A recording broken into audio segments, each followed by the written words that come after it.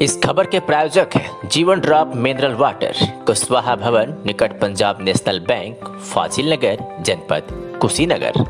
हमारा संकल्प कि आपके स्वास्थ्य को बनाए बेहतर, अच्छी गुणवत्ता और अच्छी परख के साथ आधुनिक मशीनों से बना एक ऐसा मिनरल वाटर जिसके बूंद बूंद में है शक्ति। ऑर्डर करें कम दामों में बेहतर जल। अपने दानवीरता के कारण बैरिया विधानसभा में समाजवादी पार्टी के वरिष्ठ नेता सूर्यभान सिंह की तुलना लोग भामाशाह से करने लगे हैं। लोगों का कहना है कि आए दिन गरीब, मजदूर और असहाय की सेवा दिन रात करने वाले, हर स्तर पर लोगों का सहयोग करने वाले सूर्यभान सिंह बैरिया के भामाशाह बन गए हैं। उनकी दानवीरता की चर्चा आम लोगों की जुबान पर है। गरीबों के लिए दवा, उनके बच्चों की पढ़ाई, उनकी बिटिया की शादी से लेकर बाढ़ पीड़ितों के साथ ही अगलगी से बेघर हुए लोगों को हर स्तर पर सहयोग, सहायता उपलब्ध कराने के साथ ही सरकार से उनके लिए आवास बनाने की मांग की है। स्थानीय लोगों की माने तो पिछले 1 साल से 5000 से अधिक गरीब परिवारों को विभिन्न स्तर पर सूर्यभान सिंह द्वारा आर्थिक सहायता मुहैया कराई गई है।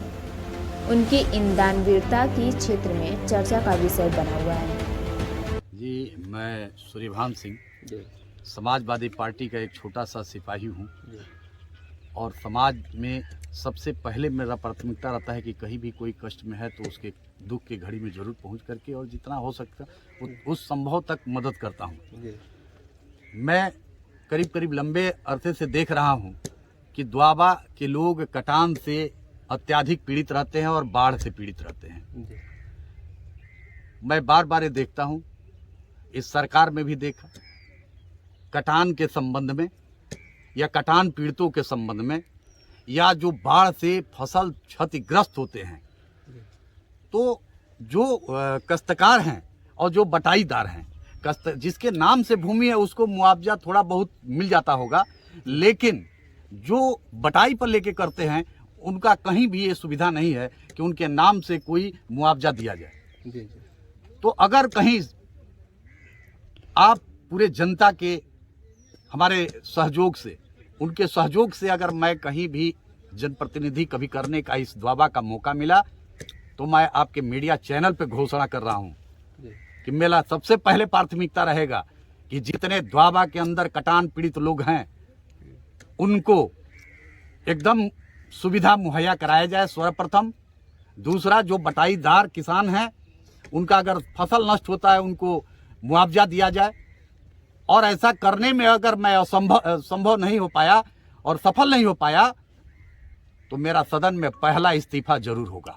अच्छा, 2 दशक से घाघरा और गंगा का मतलब कटान से द्वाबा वासी पीड़ित है। इसका अस्थायी समाधान किसी भी सरकार ने नहीं लाया, सपा हो, बसपा हो या भाजपा।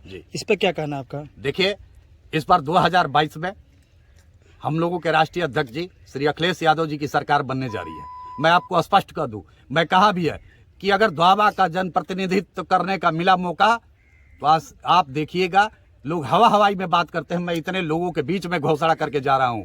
अगर द्वाबा का नक्शा नहीं बदल गया तो आप लोग कहिएगा और दूसरे दिन मेरा इस्तीफा सदन में होगा। अगर नहीं होगा तो बताइएगा कि जूता और माला लेकर के हमको रखे दिएगा इस गाँव से। अच्छा, ये बताइए कि यहाँ आप आए हैं तो आप इन लोगों को क्या अपने तरफ से जो भी हो क्या? देखिए, मैं अभी आया हूँ, जो लोग कटान से पीड़ित हो गए हैं मैं अपने तरफ से जो भी यथासंभव आर्थिक सहयोग देकर के ही जाऊंगा। जी, क्योंकि मेरा ये पहला प्राथमिकता है, पद पे रहूं चाहे न रहूं, लेकिन समाज के प्रति अगर कोई व्यक्ति अगर कष्ट में है तो उसके कष्ट में 2 कदम चलने का काम जरूर करता हूं। इसलिए कि मैं गरीबी के संघर्ष से उठा हूं, मैं जानता हूं एक एक व्यक्ति का पीड़ा, उस